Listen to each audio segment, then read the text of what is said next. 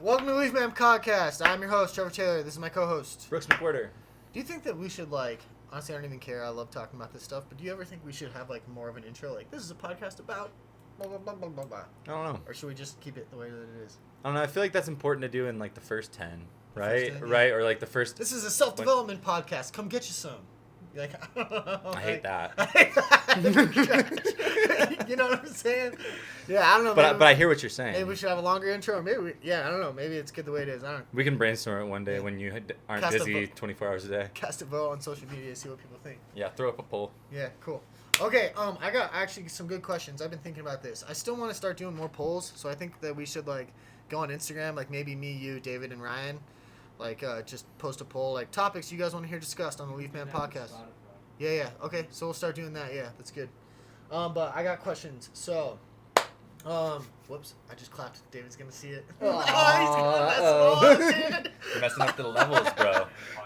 Hold on, let me re-zero it. Check. Okay. How do you be patient on the journey to success? That's a good one, I think. I was thinking about that because I feel like a lot of people struggle with patience in that Bible page right there. I got from a antique bookstore. It cost me $70, but that Bible, they salvage a bunch of old, burned, ruined Bibles from the Victorian era or older. So that one was from 1636 or something like that. And you can buy a page and get it framed. And I got that one specifically because there's a scripture in Romans that says, basically the gist of it, one of the sentences in it is to be patient in your afflictions. And I read that when I was first getting sober, and I was like, dang, I'm not very good at being patient in pain. I want to get out of pain as soon as possible. Yeah, it sucks. Yeah, so I thought it would be a good topic to talk about how to be patient on the journey, because we're all going through different journeys. It's not necessarily business, but how do you find patience when you are in pain or trying to get out of a situation, or what can you do? So I don't know. What do you got? I would say that it's seeing the difference between people that can be patient in that journey would probably be, I would compare it to just being able to see the goal clearly and knowing that you want it bad enough to be patient. Yeah. And being able to recognize that, as an example, I want to get into really good shape. I am doing an incredibly hard, lift-heavy, cardio-heavy workout right now, and I think I'm going to die. But if I finish it, then I'll be that much closer to my goal.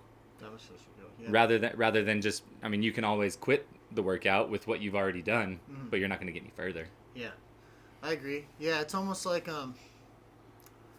don't know, I struggle with this one because I'm the same way, right? So I will do whatever it takes. When I'm in pain or suffering, I find solutions. That's what I do. And it's been problematic, honestly, in my life in some ways, because even in marriage, if Erica and I are in a fight, my instant reaction is, I don't want to be in a fight. Solution. Fix it immediately. When really what she needs is space and understanding to calm the situation and come back. Trying to fix it causes more of an issue. Yeah, it causes more problems. Yeah. So there are certain times when there's nothing that you can do, which is how I normally operate. There's nothing that you can do other than wait. And so when you get to that position, it is very uncomfortable for people like me, or I don't know if it is for you.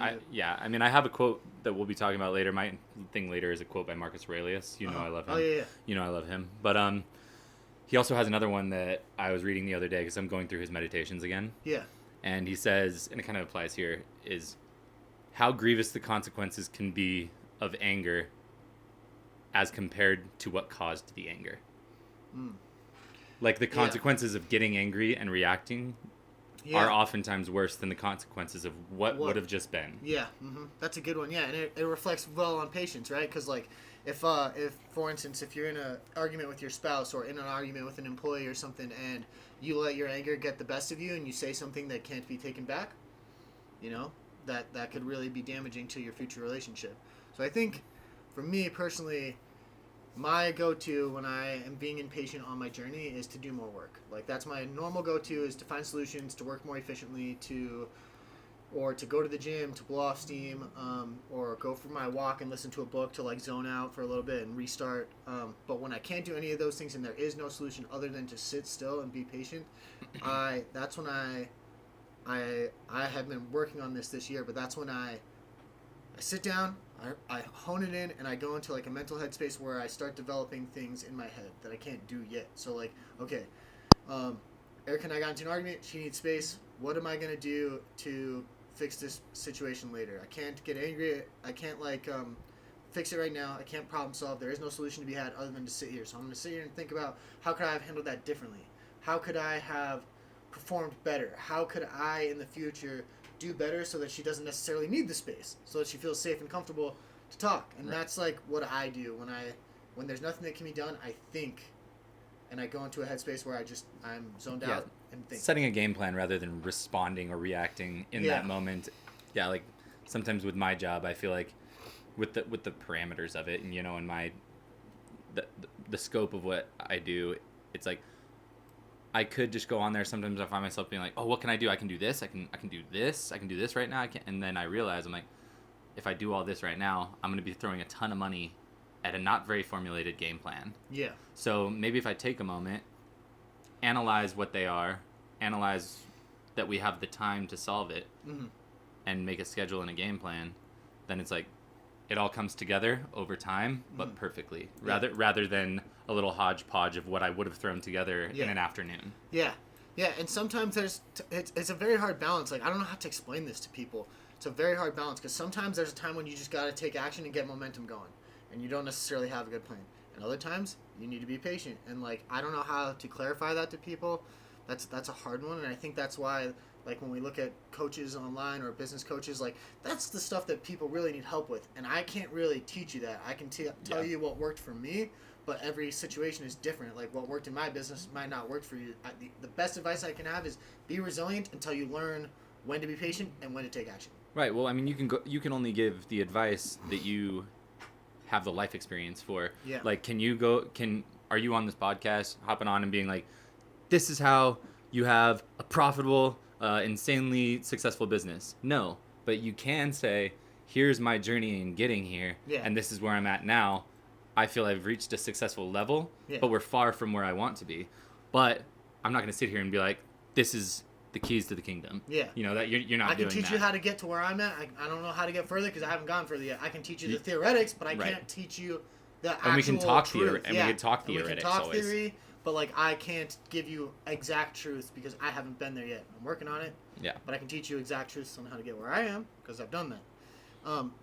It's so interesting too, like with the patience and with the when to take action stuff. It's it's the Capri Sun. I can't take a sip of a Capri Sun without going. Yeah. Anyways. No, it's good. Patience is it's something I've really worked on in my marriage. It was not an easy thing for me. It's still not an easy thing for me. I think when it comes to business and on your journey to success, so we can relate it to like people who are maybe listening to us specifically for tree advice. Right, which I'm sure is not the majority, but I'm sure they're there. There are some of them, yeah. Building a tree business for us, this past 2 months, we have had nothing but equipment malfunctions. Nothing but problems. Nothing but problems. It has been one truck after another, after another, after another. Then the same truck we got back 4 different times in a row, had to take it back into the shop, dumping thousands of dollars into equipment that's not even getting repaired the right way. And yesterday was a perfect example. Meanwhile, our guys are getting run into the ground. Our guys are getting run into the ground because they're working extra hours. It's heavy on their shoulders, and like, we're trying to relieve stress and pain every way we can. But we also have finances, so we have to have revenue coming in. Like, that's a stress that I'm sure a lot of companies bear. And what you need to do is understand, like, yesterday was a perfect example. We came in, the bucket truck that we just spent $7,000 fixing, we got back, and the next morning would not start. And it's like, dude, this is so irritating. And so instead of like blowing off the whole day, could ruin your day. Could ruin your day. Yeah, we need this truck. We just got it back. We scheduled a bunch of jobs on that day because we needed that truck. And it could have ruined the whole day. Instead, we spent 2 hours wasting our morning trying to get the truck up and running, switching the batteries, doing all these things, and it still wasn't starting. And so instead of ruining the whole day, we took a breath, we took a knee, and we like sat there, made a plan. Let's here's how we can recover the day. Here's how we can finish this job. Here's how we can finish that job. And Withers, you go work on the bucket truck, figure out what we need to get it started. Why is this not starting after we just dumped all this money into it? Mm-hmm. And so by the end of the day, all of those things were done. We had caught up. The trucks were good. And then the guys were able to go do a side job that I gave them, and they made a bunch of extra money. And we turned a very bad day into a very good day. Yeah. But that can only come with patience, like by not being so reactionary. And, let's just throw in the towel. The day sucks. Day's ruined. I'm pissed off. okay. Which is easy to do. Easy to do. I'm patient. Things happened. We're going to make a secondary plan, move through it, and hopefully things turn out. Sometimes secondary and third and fourth and fifth and sixth plans fail. But you just can't let that, like, it's very hard to not let that beat you down, but the more that you do it, the more resilient you get. I mean, think about when we first started Trico, we literally had a name for it called Murphy's Law Day. And it was a lot of days. It was a lot of days where literally everything that could go wrong did go wrong, and we'd end up working 16 hours on a job that should have only taken 4. And it was bad. Yeah. But we've done that so many times now that when those things happen, it's like, oh, dude, it's just a truck going down. Like, we've dealt with this 1,000 times before. So the more that you practice it, the more you can be patient and the more resilient you can be to those things going wrong. Yeah, I agree. I think. Yeah, I agree with that. Which kind of leads us into the next question. How to know when to quit or change tactics versus when it's just hard and you have to be resilient. Which I thought is a good one. Yeah, they play together well nice. Yeah, they play together, right?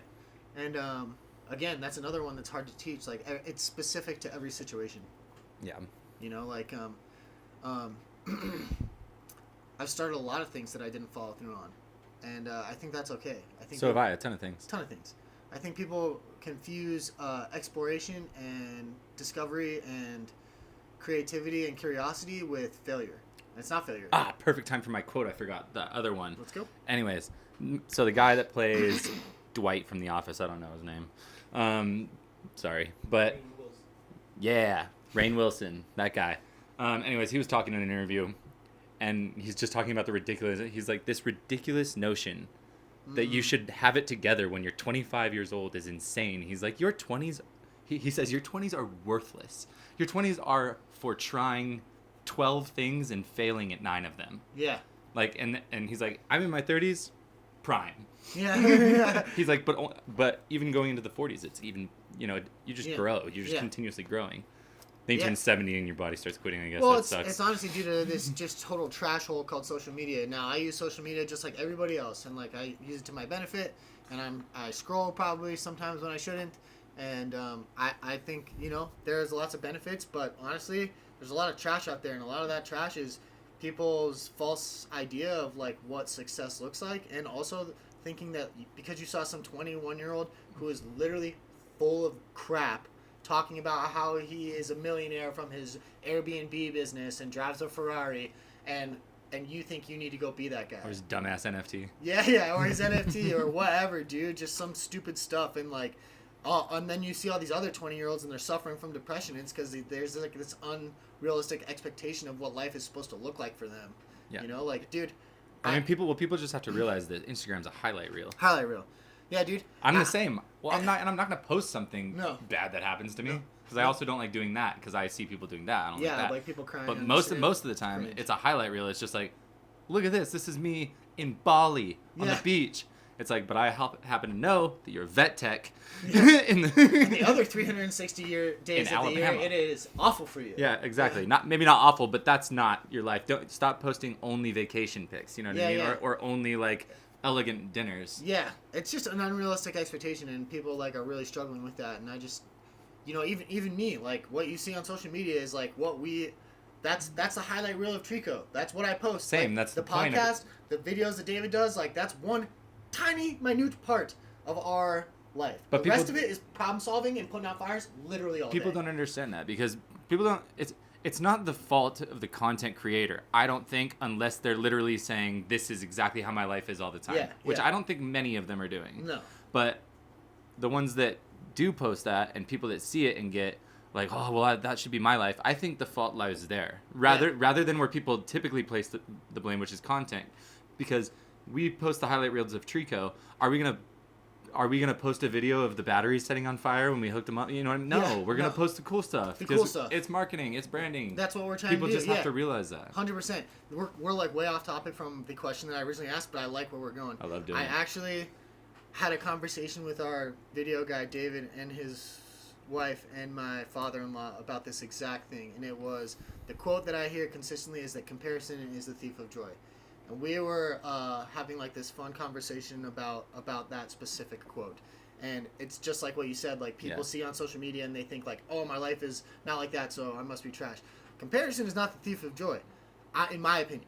Comparison can be used as a good tool or a bad tool. How you react to your comparison, that is the problem. So like you can see someone and be like, okay, they can do it, they can be happy, they can do all these things successfully, I can do that too. Or they can do it, they can be happy, they can be successful, and my life is garbage and I'll never get there. Yeah, so it's like, what are you doing? Are you using comparison as a motivator and as a tool and as a map, or are you using it as a way to, defame yourself and like degrade and just like make yourself feel bad? Right. In my opinion. Yeah, and I was about to say, it's so funny. We are killing it on this podcast. All of this is flowing perfectly into my topic whenever that comes. It's so funny.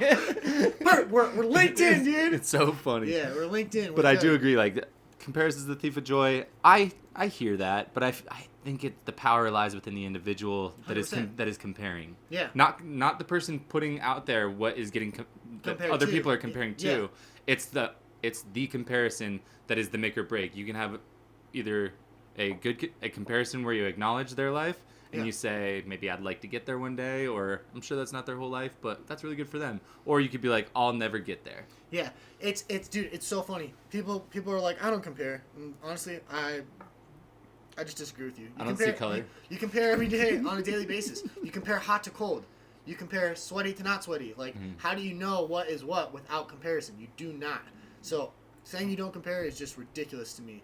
And how you use comparison is so important. Like, I see a guy at the gym who's further ahead than me. I don't think, oh, I'm never going to get there. That sucks. I think to myself, I'm going to go ask that guy how he got there. Yeah. And I'm going to use that as a tool to get there.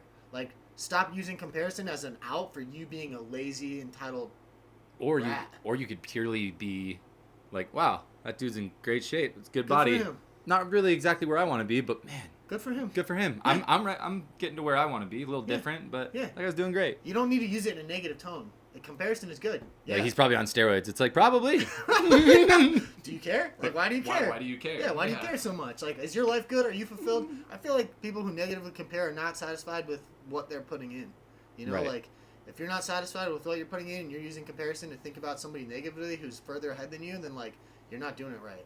You should be using comparison and somebody who's further ahead than you as a map to get where you want to go. Yeah, I agree. What were we leading into? Oh, yeah. The comparison thing. So I've got a quote, another one from Marcus Aurelius, like I said, because I've been reading, rereading Meditations. I've never read those. I really want to read You really need to. Okay. He wrote, it's like it's all just journal entries and thoughts on life and everything. Can you buy it in like a hardcover copy? Okay. Yeah. And it's just all, he wrote all this while he was conquering while he was conquering what was the Roman Empire. Yeah. So it's like really cool, man. And he's seems smart guy. I mean, definitely a Roman Empire, or definitely a Roman general. Definitely had his dark side, but definitely a smart guy. But anyway, so I read this morning. It never ceases to amaze me that man will love himself over all others, but care more about the opinion of others than their own. And I just thought that, like, you might want to just explore, like, the dichotomy of that. It's like we, put ourselves first. We want ourselves to succeed. We want all of this. Yet our own opinion of our own success is less important to us than what other people think. You know what I mean? Yeah. That's a hard one. Dang, dude, that's deep. Yeah, it's wild. For me, I'll go into, you can think about it. For me, I would say that doesn't apply to everyone. Yeah. Because sometimes, you know your own worth and you don't care about the opinions of others. But I do think that the majority or a lot of percentage of the world are that way. Like, they totally focused on, themselves in the biggest way. Like, of course they have family and whatnot, but they're still the number one, Yeah. And then, but when it comes to being like, oh, I have a great family, I'm doing great, this is wonderful. But then someone comes along and you see some family on a vacation in the Hamptons and you're like, man, I'm letting my family down. It's like, why are you going off of that? Comparison is the thief of joy. Exactly. That's what I'm saying. Same thing. Keeping up with the Joneses. Yeah. Yeah. Dude, that's actually I really like that thought. And it's a deep one. It's a deep one. Yeah, I value, so for instance, I value my opinion of myself, right? Everyone has an opinion of themselves.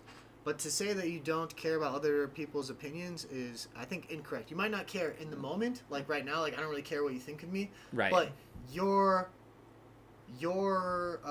moral compass came from somewhere. Yeah. Your your joy, figuring out what makes you happy, that came from somewhere. Your upbringing, your life lessons, like whatever it came from, you developed those because of your time spent on Earth, which came from other people. Right. It's You like know? it's So, like the majority of my opinion towards myself has nothing to do with what other people think of me.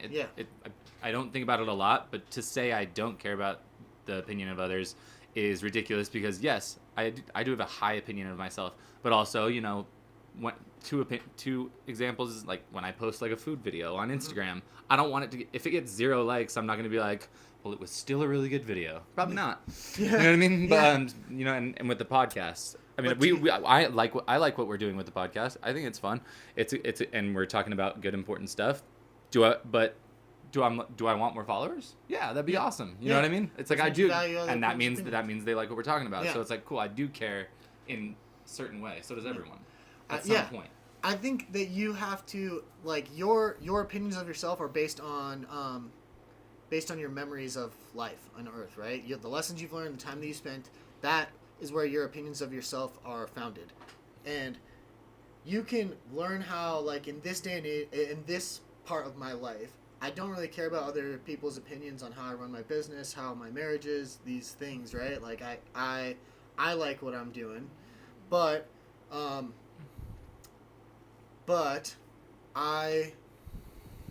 like having a hard time trying to figure out how to say this. I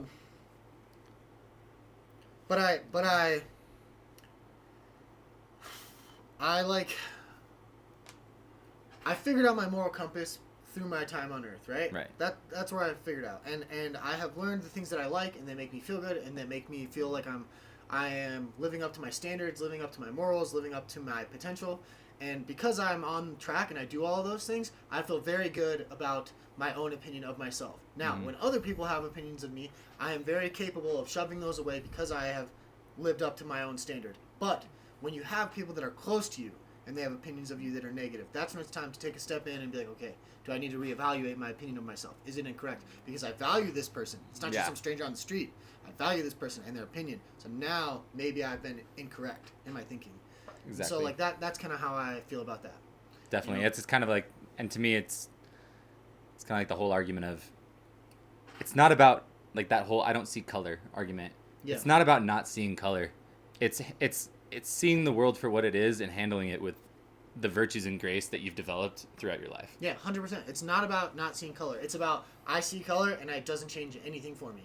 Right. You're the same person, whether like you're black, white, orange, gray, whatever. It doesn't matter. It's a simple, stupid argument. Like it's so irrelevant to life that's even an issue. And it's the same thing with people's opinions. Like I do not care. This is why I don't respond to negative comments, and I will never respond. I don't care if we have 100,000 followers, 10,000 followers, 1 million followers. I will never respond to negative comments on my feed. You can post them all day, and if people want to fight my battles, great. But I'm not going to waste my time on your opinion because you know little to nothing about my actual life. And if like Erica or David or you or Ryan or somebody was like, hey, I think that you're handling this incorrectly, that's when I'll reevaluate because we have intimate knowledge of each other's lives. You guys know enough to be like, hey, maybe that was incorrect. But strangers, nope, don't care at all. Right, and there are times, and we have like the candor with each other to be like just because you tell me you think I'm handling something wrong, I'm not just going to be like, oh, Trevor's opinion matters to me. I'm going to change everything. I'm going to change everything I'm doing. Yeah. I'm not going to come at you with my virtue of like the whole God argument again. Like where I don't really believe in any type of religion. I actually kind of have a heated disposition towards all religion. Yeah. But me saying that to you is not going to, you're not going to be like, oh my God, I went to church last Sunday. My faith. I went to church last Sunday. I got to get out of here. Yeah. Well, I think also that's a big problem in the world right now, or at least in America, or at least in my community, is like people, they get to that point, right? Like, I don't care about strangers' opinion, but now somebody I love and somebody I care for has a different opinion than me, and now it's like really problematic. Now we can't be friends or family. It's like, yes, you can. Yes, you can. Yeah. It is okay to have differing opinions on certain things. Exactly. You know, like there obviously are line barriers. Like, we're not gonna be friends if like you agree with like, you know, child trafficking. Right. Like that's just not something. It's probably that's probably not right. the one. You know, there's lines somewhere in there. I'm not saying everything is okay, but like us having different opinions that affect neither of us in a negative way or nobody else in a negative way, whatever. Or like my wife's family being more Republican than I am by quite a ways, and more than Sarah is, obviously. but it doesn't make me want to go see them any less. Yeah. Honestly, I have a good time with it. I was just like, I do the same thing with your mom. I hope Sue listens to this. Just kind of poke the bear. But yeah, I do. Sometimes, like, back when I was living here, and we would just be sitting in the kitchen, dude, and I'd be, like, eating crackers. Your mom would be, like, doing the dishes or something like that. Well, she wouldn't have been doing the dishes if I was there, but if she was doing something in the kitchen, I'd just be like, so, like... Biden, right? So what about Biden? 100%, dude. And then I'll be like, cool, conversation for another 20 minutes.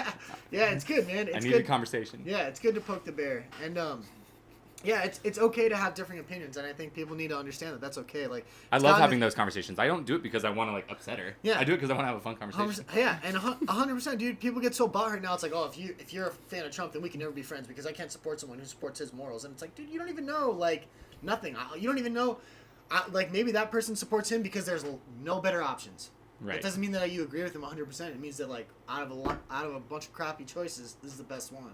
You know, like, why is all this stuff so fundamental to, like, having an okay relationship? Yeah. Having differing beliefs is okay. It's ridiculous. Yeah. I mean, I've been in relationships where we had crazy different beliefs. I mean, honestly, obviously they didn't work out, but not for those reasons. Yeah. I didn't break up with so-and-so or whatever because they were too liberal. Yeah. Like, you know what I mean? It was just the whole encompassing relationship just didn't work. You know what I mean? It's not, you can't take anything at face value for one reason. Yeah, and like, if you have a different moral compass, like, it's okay to, it's okay that it's different, or it's okay that, like, people separate over time and, like, lives drift different ways because, like, that's just kind of like the flow, the ebb and flow of 100 years on Earth. Right. You know, I just don't think the difference of opinion should be the inciting incident. Yeah. The inciting incident. Oh, you voted for Hillary? Nope, never can talk to you again. Can't talk to you. It's like, okay, we have 10 years of friendship and agree on maybe let's avoid that conversation going forward, but you're still a cool person. Yeah, still a great person. Let's talk about literally everything else. You can find common ground. We got really off topic, but love it. We'll get back to this one question because I don't even want to go to the next one. I want to answer this question for people who are listening, and it's how to know when to quit or change tactics versus when it's just hard and you have to be resilient. And the answer is, it's up to you. The answer is, it's up to you. I pray about my stuff. I know you don't, but if I'm having, like, really difficult... My dad told me one time, he said... I only pray when I need a favor. Yeah. He said if something is being difficult over and over and over again, doesn't seem to be getting easier, it usually means that you're on the wrong path. Now, if you are on the right path and things start to unfold correctly before you and start to get easier, or you feel really good about it, so you're willing to endure the pain, then it's probably the right path. And I pretty much live by those standards. Like, if something is telling me over and over and over again, like, if I've applied for 7 different loans and I have not gotten approved for the truck that I'm trying to get approved for, it's probably not the right truck. Right. Well, here, for example, both of us put a lot of blood, sweat, and tears into that. Yep. We thought it was the move. We thought we were going places with it. Yep. And we excelled at it to an extent. Yeah. And we kept doing good, and we loved it. We were propelling ourselves forward, going forward. And then eventually we hit a spot where we realized that the end did not justify the patience. Like, I almost felt like I got to a point where I had a clear vision of where I was going, and it dropped off the next day because I was just like, you know what? I really don't see that this future. This is not working. Yeah. This is not. Yeah, we had an emerging strategy, this company that we built with Spencer, and it was like, for me, it was like, okay, I like this. The path is unfolding really easily before us. It feels right. Worst comes to worst, I go back to the original path. But for now, I think that this is right. And we kind of both made the jump, and that was that. So it really just is on a case-by-case basis, and you need to develop your own insights on how to manage those. But for me, I know there are certain things that are resilient. Like right now, it's been a very financially difficult year for us. Yeah. That doesn't mean that I'm on the right path. I knew that it was going to be financially difficult when we bought it. That comes with the territory. So understanding the parameters of what you're trying to accomplish will also help. Like, we knew going into it was going to be hard, so when it gets hard, it's not like, oh, it's time to change paths. We knew that it was going to be very difficult for a while. Now, if you jump into things and you think it's going to be easy and then it's hard, and you hate it and it's not worth it and you don't enjoy doing it, then maybe it might be time to change. But, like, for me, it's worth it because I love what I do. Yeah, it's like that, I watched that documentary, Johnny Football, recently about Johnny Manziel. Oh, how was it? Great. Those are the Untold series that I told you about. Yeah. There's like 8 of them. But anyways, they're all great. But like Johnny Manziel was this phenom, and absolutely annihilated everything. And he won the Heisman Trophy as a freshman. Yeah. Like, which is crazy. And then he played another year. He went pro. But yeah, so essentially he got into the NFL, and he said he immediately, like, he was like, this is not why I'm playing football. Yeah. He's like, because he wasn't able to play his like run and gun like whoopsie football anymore, because that's what he was famous for. Yeah. And then he's a part of a professional offense that's rigid and and he totally dropped off, went off on this $5 million bender, and just ended his football career with a bang. That's crazy. He went to Vegas at noon on a Saturday before Sunday game day. He's like, I'll make it back. He did not, and they dropped him day of. Yeah, that's a nightmare. That makes sense, though. Crazy. Yeah. I don't know. It's a wild world we live in. It's But he lost the vision. Yeah, he lost the vision. He got lost and didn't have the patience to pursue what he was pursuing. Yeah. All right, that's all we got for today. Get out of our face.